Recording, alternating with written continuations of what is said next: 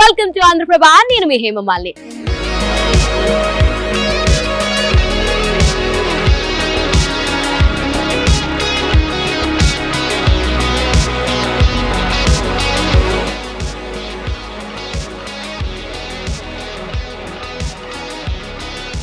ఇప్పుడు రీసెంట్ గా Valentine week నడుస్తుంది, అది అందరికీ తెలుసు. అండ్ February 14th కి వ్యాలంటైన్స్ డే రోజున కొన్ని సినిమాలు అయితే రిలీజ్ చేస్తున్నారని చెప్పి మనం ఇప్పటికే మాట్లాడేసుకున్నాం.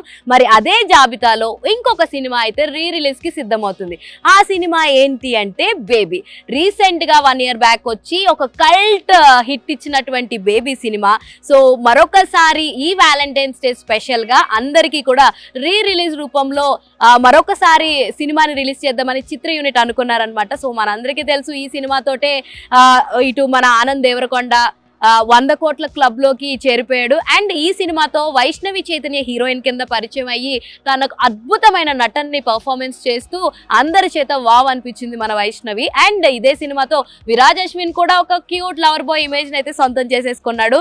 ముఖ్యంగా వీళ్ళ ముగ్గురు కెరియర్ లో బిగ్గెస్ట్ హిట్ కింద బేబీ సినిమా అన్నది వీళ్ళ ఖాతాలో అయితే జాయిన్ అయిపోయింది. సో అంతేకాకుండా ఎస్కేఎన్ గారు కూడా ఒకసారిగా 100 కోట్ల క్లబ్ లోకి జాయిన్ అయిపోవడం, ఆ సినిమా ఎంత హిట్ అందించిందో, ఆ తర్వాత ఎంటర్టైనర్ సినిమాల్ని అందించడానికి ఎస్కేఎన్ గారు, మారుతి గారు ఇలా A2 సంస్థ పరంగా ఎన్నో సినిమాలను తీసుకొస్తున్నారు. అదే కోవలో మొన్ననే ట్రూ లవర్ సినిమాని కూడా వాళ్ళ బ్యానర్ లో రిలీజ్ చేయడం జరిగింది. మొత్తానికి ఇప్పుడు ఏది ఏమైనప్పటికీ రిలీజ్ ట్రెండ్ లోకి చాలా తొందరగా వచ్చేసిందని చెప్పొచ్చు ఈ బేబీ మూవీ.